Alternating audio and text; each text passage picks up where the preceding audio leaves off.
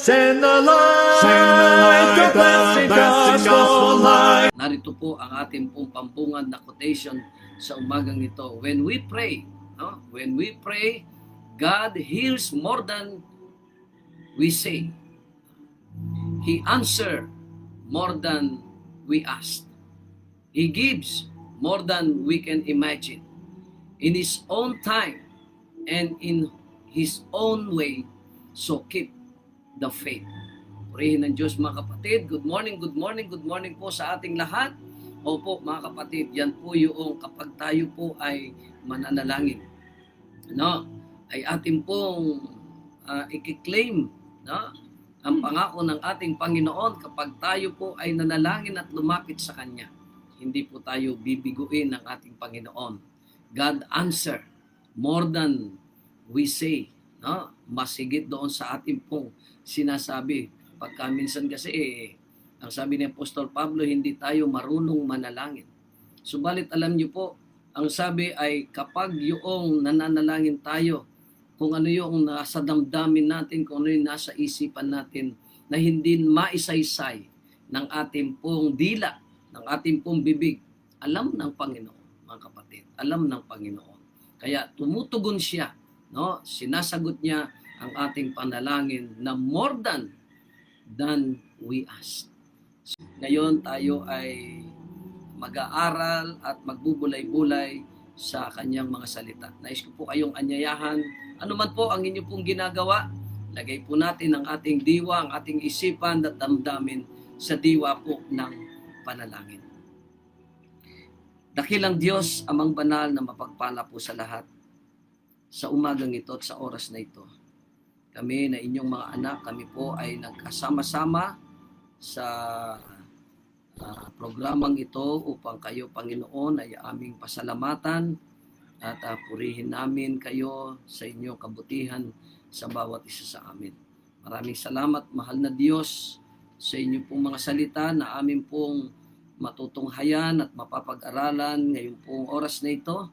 Nawa ang gabay ng Banal na Espiritu ang ipanabang mo po sa bawat isa sa amin. Buksan ang aming mga puso't isipan at ang kakayahang maunawaan namin, Panginoon, sa pamamagitan ng inyong patnubay. Patawarin po kami sa aming kasalanan at ang inyong bendisyon sa lahat po ng aming po mga viewers, listener, at lahat ng mga tahanan na kung saan ay napapakinggan ng inyong po mga salita. Pagpalain mo po masagana, Panginoon. Ito po ang aming samot dalangin sa pangalan po ng Panginoong Yesus. Amen. Okay, ang title po mga kapatid ng ating pong devotional ngayong pong umaga ay Beyond the Power of Evil. Ayan, Beyond the Power of Evil. Higit sa kapangyarihan ng kasamaan. Higit sa kapangyarihan ng dyablo. Higit sa kapangyarihan ng kaaway. At ang ating pong susing talata, mga kapatid, ay masusumpungan sa aklat po ng 1 Corinthians. 1 Corinthians chapter 2 and verse 9. Maganda po ito pong talatang ito, mga kapatid. At mamaya ay mayroon po akong idudugtong na isa pang talata. Ang sabi po ni Apostol Pablo, but as it is written, eye hath not seen, nor ear heard, neither have entered into the heart of man the things which God hath prepared for them that love Him. Sabi po, datapwat gaya ng nasusulat, ang mga bagay na hindi nakita ng mata. Mga bagay na hindi po o hindi pa po nakikita ng mata, ni narinig ng tainga, ni hindi pumasok sa puso ng tao. Anumang mga bagay na inihanda ng Diyos sa kanila na nagsisiibig sa Kanya. So mga kapatid, maraming mga bagay na gagawin pa ang ating Panginoon at ipararanas ng Panginoon sa lahat po ng mga maliligtas. Actually, tayo po ay nasa conclusion na, no? Nasa conclusion na ng ating pong subtopic ngayong pong buwan po ng Disyembre, ang pasimula ng walang hanggan. Okay? Kaya inilalarawan po sa atin dito na time will come na ang mga bagay na ito na tila bagang lihim sa ating kaalaman ay ipapakita, ipadarama, ipararanas ng Panginoon sa lahat ng kanyang mga inibig, sa lahat ng kanyang iniligtas. Kaya nga't ang sabi po dito, idudugtong ko po ito pong talata na masusumpungan sa Jeremiah chapter 29 and verse 11. Napakaganda rin po ng talatang ito. Ang sabi, sapagkat nalalaman ko ang mga pag-iisip na aking iniisip. For I know, ang sabi po sa English, for I know the thoughts that I think toward you, say the Lord, thoughts of peace and not of evil, to give you an expected ending. Ang sabi po, sapagkat nalalaman ko ang mga pag-iisip na aking iniisip sa iyo, sabi ng Panginoon. Mga pag-iisip tungkol sa kapayapaan at hindi tungkol sa kasamaan, upang bigyan kayo ng pag-asa. Upang bigyan kayo ng pag-asa sa inyong huling wakas. So in other words, mga kapatid, ang Diyos ay mayroon po siyang hindi pa lamang po binaplano ngayon o binabala, kundi actually tapos na, no? Tapos na po. Alam ng Panginoon, batid ng Panginoon, at ang plano ng Panginoon sa atin at sa lahat ng kanyang mga nilikha ay yung una, ang sabi doon ay bigyan ng kapayapaan. Alam niyo mga kapatid, yan po yung hinahanap ng maraming mga tao ngayon. No? Ang kapayapaan ay hindi po maibibigay ng salapi. No? Hindi po maibibigay ng kayamanan ang kapayapaan na nais po nating maranasan. Actually, gumugugol ng maraming mga salapi, pumupunta sa ibang mga lugar ang mga tao para lamang magkaroon at maranasan nila ang kapayapaan. Pero hindi po nagtatagal yan. Pag-uwi pa po, pag-uwi ninyo sa inyong mga tahanan, nandyan na naman. No? Pero ang ibibigay, ipararanas na kapayapaan ng ating mahal na Diyos ay walang hanggang kapayapaan. So lahat po ng ating mga kagulumihanan dito, lahat ng ating pong mga paghihirap, lahat ng mga pasakit na ating pong nararanasan sa mundong ito, sa lupang ipinangako ng ating Panginoon, we will never experience this kind of peace, mga kapatid. Kaya purihin natin ang Panginoon. Ano pa? Ang sabi doon, mga bagay na inihanda ng ating mahal na Diyos. Kaya nga't ang sabi sa atin dito, ang langit ay isang paaralan. Anong ibig sabihin? Sa nakaraang lesson po natin, kung inyong natatandaan, tayo po ay makakatuklas, no, ng maraming kaalaman. Dahil nga po, yung ating pong kaisipan ay naging limitado ng dahil po sa kasalanan. Maging yung ating pong mga mata ay hindi na po nakita yung mga bagay na kamangha-mangha na gawa ng ating Panginoon. Kaya nga pagdating natin, pagsapit natin sa langit, ito ay isang paaralan. No? Tayo po ay mag-aaral. Maraming kaalaman ang ating mauunawaan at matutuklasan. Ang larangan ng pag-aaral nito, no?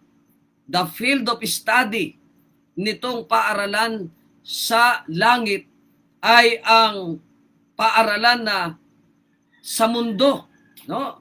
Tungkol sa mundo, kung ano yung naging karanasan natin dito sa mundo, at ang ating guro ang Diyos na walang hanggan.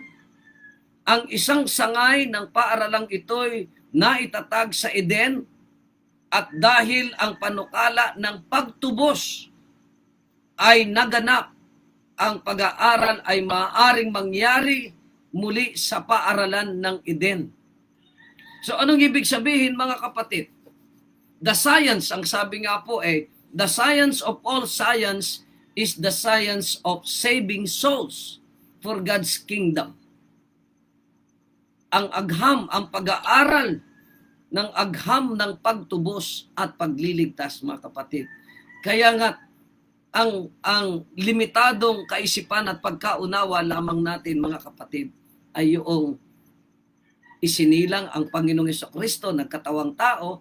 Pero alam niyo po, mga kapatid, kung pag-aralan natin itong reincarnation na ito ng ating Panginoong Jesucristo, maraming mga mystery na hindi po natin kayang abutin ng ating pong kaisipan. Hindi natin kayang maunawaan, mga kapatid. At hindi lamang po yung limitadong panahon na siya'y nabuhay na maguli, yung kanyang sakripisyo, yung kanyang kamatayan, yung kanyang pagkabuhay na maguli, yung kanyang muling pag-akyat sa langit, mga kapatid. Marami, kaya itong walang hanggang buhay na ito, walang hanggang pagtuklas, walang hanggang pag-aaral sa biyaya, sa kapangyarihan, sa hiwaga, sa kalwalhatian ng ating makapangyarihang Diyos. So yung ating pong buhay dito, gaano man katalino ang tao, yan po ay pasimula pa lamang ng pag-aaral natin. Kumbaga, gaano kahaba, gaano katagal ang buhay na walang hanggan. Ang sabi po ay bilangin mo raw ang dahon, mga dahon na mga halaman sa buong mundo at iiplas mo, buhangin mo ang mga buhangin sa karagatan. Pag nabilang mo na yan, ay nagpapasimula pa lamang ang buhay na walang hanggan. Kita nyo, mga kapatid, kaya wala na pong katapusan ito. Hindi kaya. Kaya ang buhay na walang hanggan, it means, mga kapatid, talagang na wala pong katapusan. At tayo po ay mabubuhay ayon sa pangako ng ating Panginoon at ayon, mga kapatid, sa ipinakita kay Ellen White na ang ibang mga daigdig, ibang mga mundo, yung ibang mga nilikha doon ay nabubuhay sila in a perfect peace, sa ganap at sakdal na kapayapaan, kadalisayan at kabanalan, katuwiran ng ating mahal na Diyos. So sa pagitan ng paaralang itinatag sa Eden, sa pasimula at ang paaralan sa hinaharap, ay matatagpuan ang buong kumpas ng kasaysayan ng mundong ito. So, anong ibig sabihin dito, mga kapatid? Yung naging karanasan, no, ng ating pong sanlibutan, yung ating pong santinakpan, ang ating buong kasaysayan ng mundong ito, mga kapatid, marami po tayong mga matutuklasang mga kaalaman at ang biyaya ng ating Panginoon at pag-ibig sa bawat isa sa atin. Ang kasaysayan ng pagsalangsang at pagdurusa ng tao, ng banal na sakripisyo at tagumpay sa kamatayan at kasalanan. Hindi lahat ng mga kalagayan sa unang paaralan ng Eden ay matatagpuan sa paaralan sa hinaharap. So, ibig sabihin ay mas marami pang, mga kapatid, mas marami pang mga kaalaman at katalinuhan at kamanghamanghang mga bagay na ating pong matutuklasan at malalaman. At hindi lamang yung yun daw pong kasaysayan ng pagsalangsang, kasaysayan ng pagdurusa ng tao, at yung kalagayan sa paaralan ng Eden ay hindi po matatagpuan doon, dito. Yung matatagpuan natin, maunawaan natin, mararanasan natin, makikita ng ating mga mata. maunawaan ng ating pong mga limitadong mga kaisipan pagdating po ng araw. Kaya nga pala ginamit ito pong 1 Corinthians chapter 2 verse 9 na hindi pa po nakita ng mata, hindi pa po narinig ng tenga, ni sumagi at pumasok sa puso ng tao ang mga bagay, no? Mga bagay na inihanda ng Diyos sa kanila na nagmamahal sa Kanya. Kaya purihin natin ang Panginoon, mga kapatid. Ano po itong mga kaalamang ito? Hindi ang lahat ng mga kalagayang una sa Eden ay matatagpuan sa paaralan sa hinaharap. Una, walang punong kahoy ng pagkaalam ng mabuti at masama ang makakuha ng pagkakataon para sa tukso. Ang ibig sabihin, mga kapatid, doon po sa bagong langit at bagong lupa ay wala na po yung punong kahoy ng pagkaalam ng mabuti at masama. No, ibig sabihin ay hindi na po, wala na yung subukan dito. Wala na yung subukan. Dahil tayo nga lahat po ay nasubok po tayo At nasubok tayo, sa pagkasubok sa atin, tayo po ay tayo po ay bumigay. Tayo po ay nagkasala. Salamat na lamang sa Panginoon at tayo ay kanyang iniligtas. At sa pamamagitan ng kaloob niyang pananampalataya ay mararanasan po natin ang buhay na walang hanggan. Pangalawa, ang sabi po dito, mga kapatid, wala nang posibilidad sa mali. Ayan.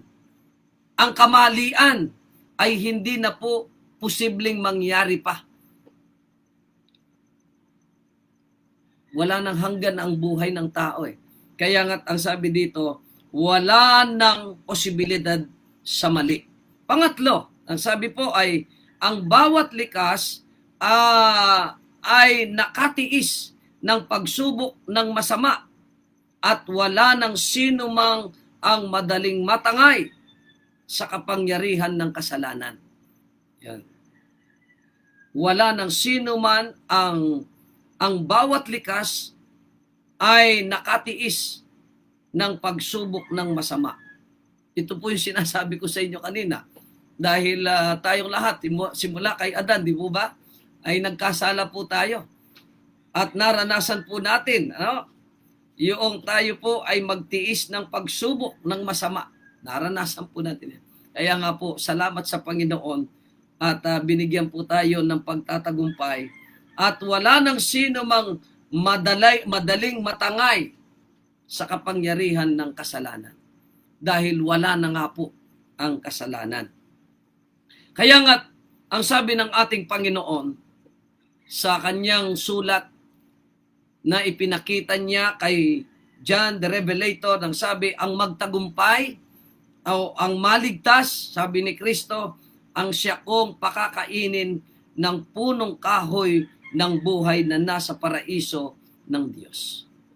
So yung pagkain natin na yun, kapag kumain ka ng bunga ng punong kahoy ng buhay, ay lalong tatalas, lalong tatalino ang tao, mga kapatid. At patuloy na lalago, patuloy na lalago physically, morally, intellectually, mga kapatid.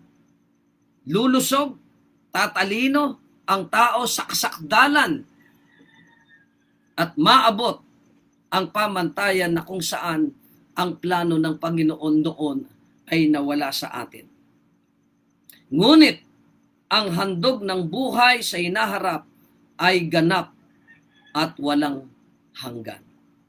Doon, ang sabi po sa atin, doon kapag naalis ang tabing ng nagpapadilim sa ating paningin at makikita ng ating mga mata ang mundo ng kagandahan na gayon ay nasisilayan natin sa pamamagitan ng mikroskopyo. Kapag nakita natin ang kaluwalhatian ng langit na ngayon ay nakikita mula sa malayo sa tulong ng teleskopyo, kapag naalis na ang kasalanan, lilitaw ang buong lupa na may biyaya ng Diyos. Ano pong sabi sa atin? Kapag naalis na yung tabing, no, na nagpapadilim sa ating pong mga paningin. Kasi po, limitado yung paningin natin eh. Yung kaluwalhatian ng Panginoon, hindi natin nakikita. Nakikita lamang natin yung mga kamanghamanghang gawa ng ating Panginoon sa tulong ng mga mikroskopyo. Ayan. Alin po ito? Yung pong ating, halimbawa po, ito na lamang sa ating pong katawan, yung dugo na lamang ho natin. Kapag yan po ay inilagay, kumuha lamang sila ng kakaunti sa ating pong dugo. Alam nyo mga kapatid, sa ating dugo, dyan po nakukuha o dyan po nalalaman ng mga doktor kung anong sakit mayroon tayo. Dugo. Pero kung ating pong papansinin, kapag mayroon pong lumabas na kaunting dugo sa ating pong katawan, kapag nakita natin yan na kulay pula, wala naman po tayong nalalaman eh. Di ba? Wala tayong nalalaman kung anong kalagayan mayroon tayo, kung ano ang sakit na mayroon tayo. Pero sa tulong ng microscope, itong instrument na ito, malalaman mga kapatid kung mayroon tayong karamdaman o wala. Kung diabetic tayo, maging yung ating cholesterol o anumang klaseng sakit mayroon tayo, dahil nga po limitado yung ating pong paningin. Pero kapag, ang sabi dito, naalis na ang tabing na nagpapadilim sa ating paningin at makikita ng ating mga mata ang mundo ng kagandahan na ngayon ay nasisilayan natin sa pamamagitan ng microscope kapag nakita natin ang kaluwalhatian ng langit na ngayon ay nakikita mula sa malayo sa tulong ng teleskopyo. Kapag naalis ang kasalanan, lilitaw ang buong lupa na may biyaya ng Panginoon Diyos.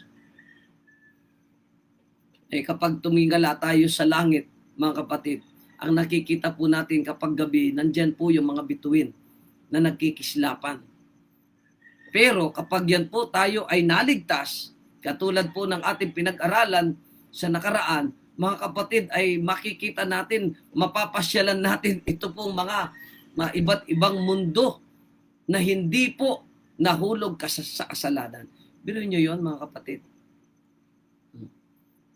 Kaya nga, napakaswerte. No? Napakaswerte ng lahat ng mga maliligtas sa tulong at biyaya ng ating Panginoon. At ang sabi sa atin, anong larangan ang mahahayag sa ating pag-aaral? Maaaring basahin ng mga mag-aaral ang siyensya ng talaan ng paglikha. Ay yung nga lang pong kung paano nilikha ng Panginoon ang sanlibutan. Ay napakaganda po yan na pag-aralan, mga kapatid. At dito talagang lubos nating mauunawaan. At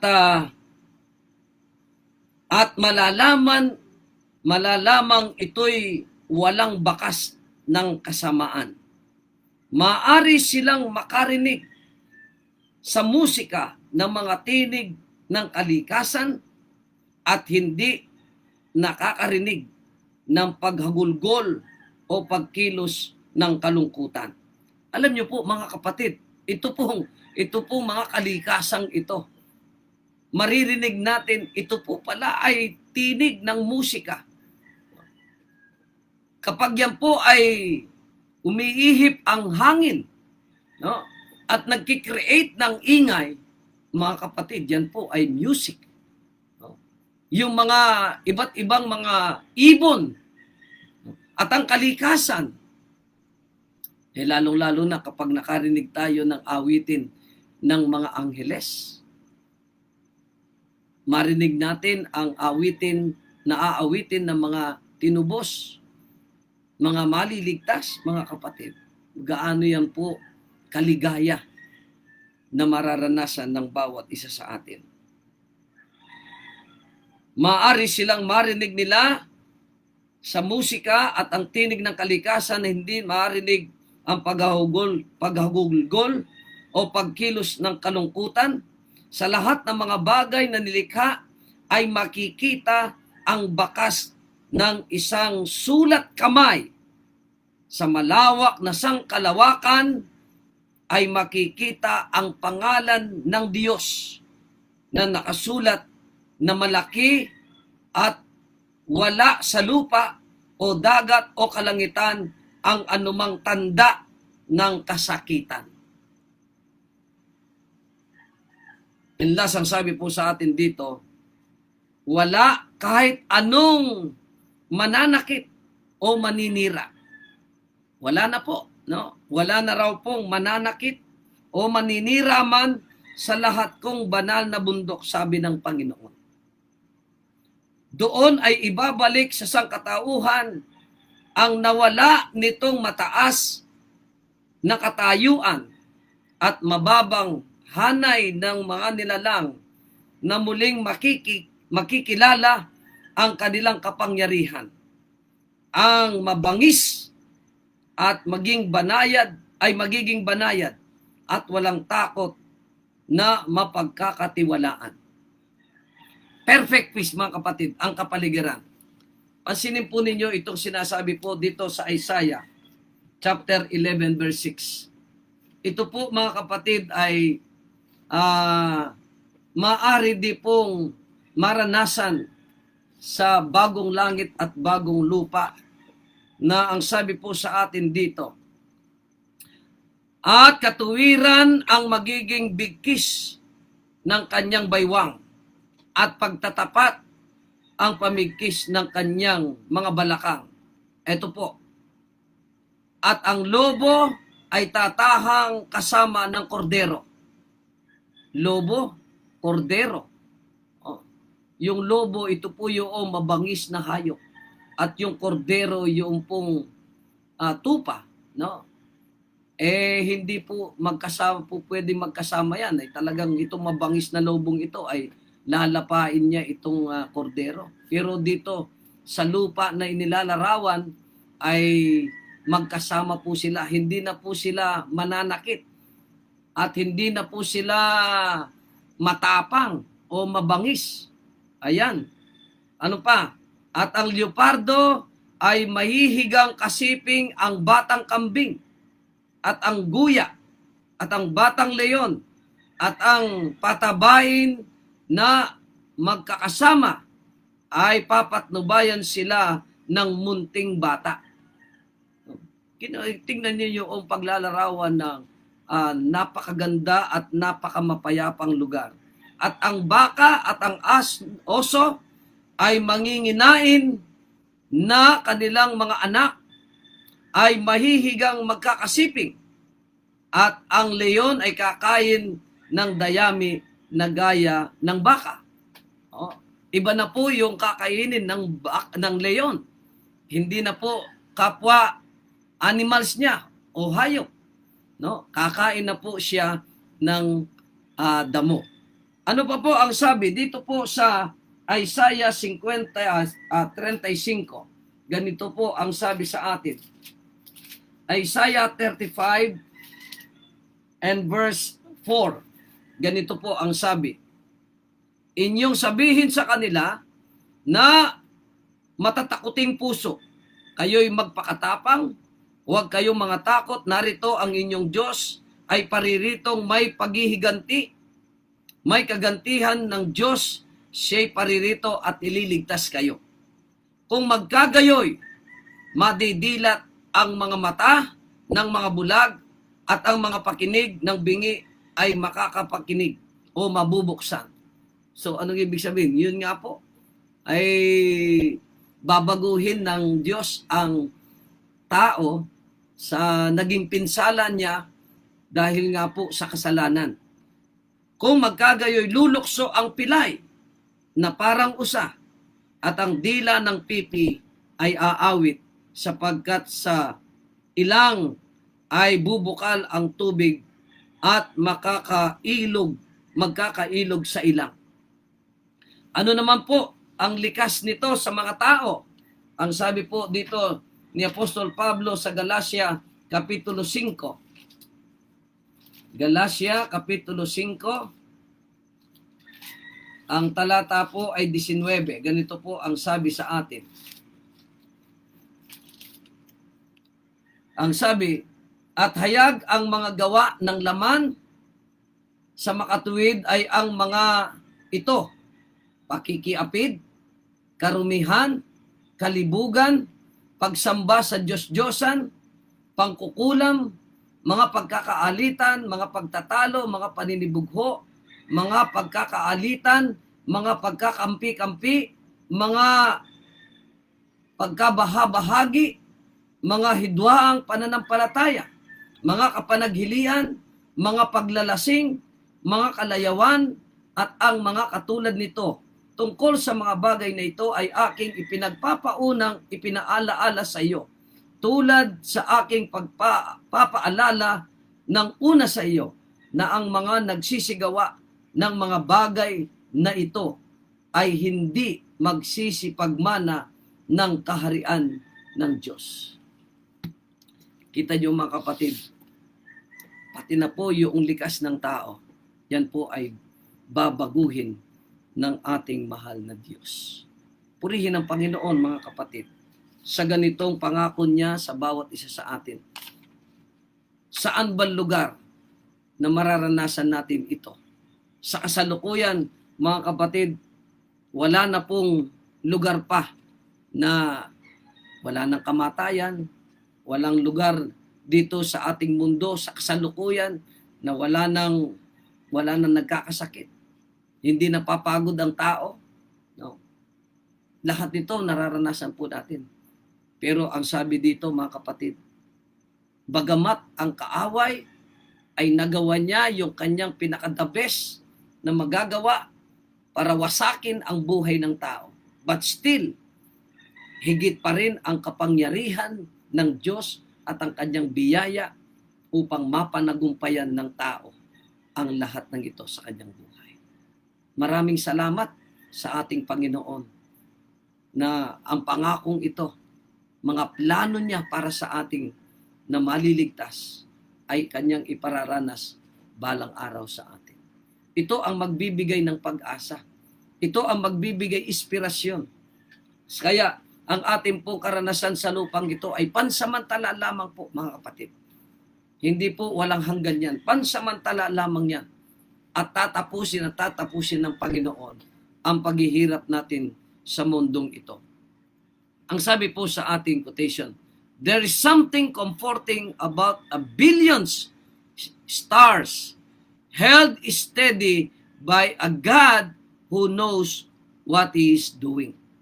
Opo mga kapatid, mayroon daw pong isang bagay na na nagbibigay ng kaaliwan sa atin tungkol sa mga bilyong mga bituin na nakalagay diyan, na sa ere at nananatiling matatag, matibay sapagkat alam ng Panginoon, gawa ng Panginoon, ito pong bagay na ito.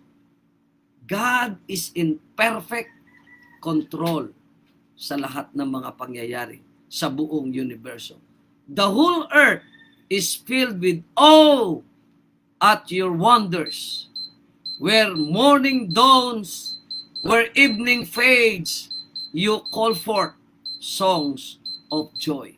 Diyan po sa Psalms chapter 65 verse 8. And last, ang sabi po sa Exodus chapter 15 and verse 11. Who is like you? Sino ang katulad mo, O Diyos? O Lord, who is like you? Majestic in holiness, awesome in glorious deeds, and doing wonders. Kamangha-mangha. ang kanya pong kabanalan, ang kanyang katuwiran, ang kanyang kaluwalhatian, ang kanyang mga gawain. Tunay na kahanga-hanga ang gawa ng ating Panginoon. Never be afraid to trust an unknown future to a known God. Oh, hindi po natin dapat daw po katakutan na tayo po ay magtiwala. Bagamat hindi po natin nalalaman kung ano ang magiging araw natin sa darating. Bagamat hindi natin batid, pero kung kilala natin ang ating Panginoon. Kaya napakainam mga kapatid na magkaroon tayo ng personal relasyon sa ating Panginoon. Sa ating araw-araw na buhay. No?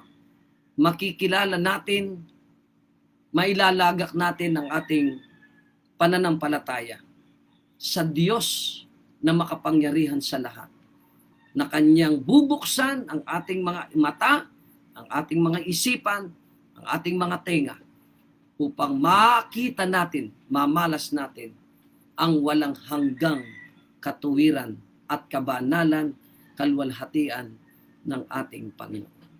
Purihin natin ang Panginoon mga kapatid. Maraming salamat po. Sana po ito pong leksyon natin ito ay magbigay ng panibagong inspirasyon sa buhay natin. Samantalang inihintay po natin ang kaganapan ng mga pangyayaring ito sa ating buhay. Beyond the power of evil, ang biyaya ng Panginoon ay isasalba niya tayo, ililigtas niya tayo, at tayong lahat ay magtatagumpay. Purihin ang Panginoon mga kapatid. Maraming salamat po. At ngayon ay tayo ay dadako sa ating pong pananalangin at pagtatalaga ng ating pong mga buhay sa ating Panginoon. Kung nais po ninyo akong samahan mga kapatid, nais ko po kayong idalangin bagamat hindi ko po mabanggit ang inyo pong mga pangalan.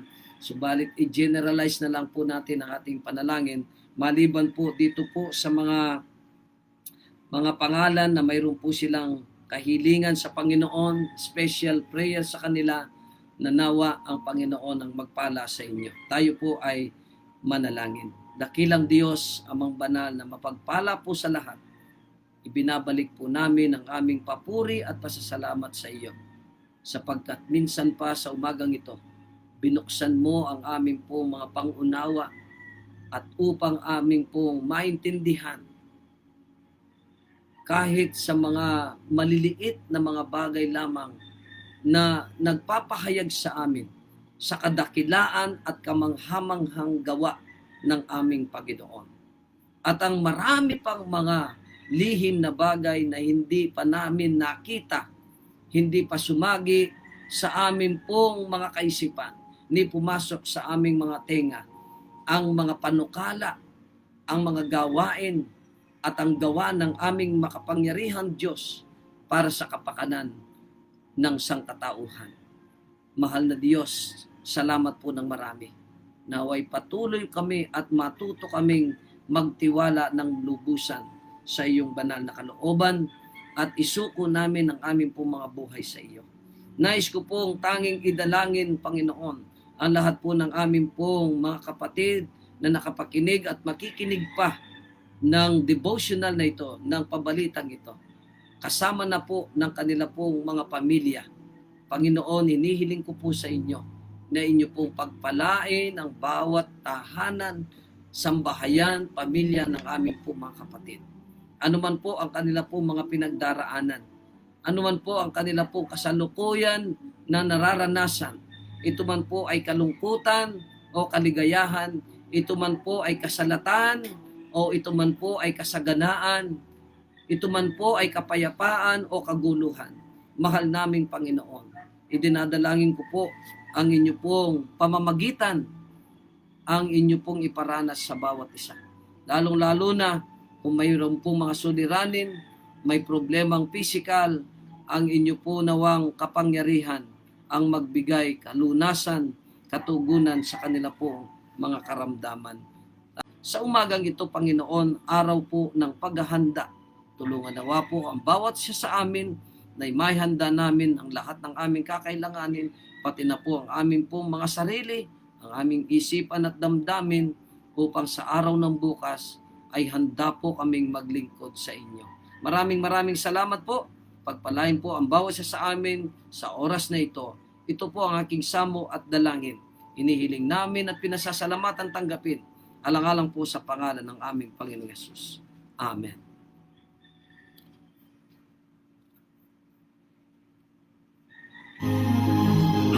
Sees the hearts of all men,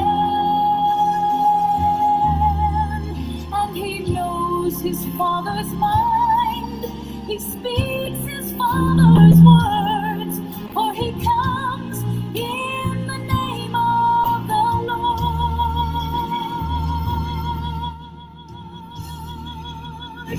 There is strength in the name of the Lord. Maraming salamat po mga kapatid. Pagpalain nawa po tayong patuloy ng ating Panginoon. Mag-ingat po tayo mga kapatid. Ano ho? Sana'y maranasan natin ang kapayapaan, katuwaan, kagalakan sa biyaya ng ating Panginoon. Ito po ang inyong lingkod at kasama sa paglilingkod, Sister Geraldine Miranda Meneses, Pastor Enrico Meneses, na nagsasabi po sa ating lahat, mapalad ang taong naglalagak ng kanyang buhay sa Panginoon.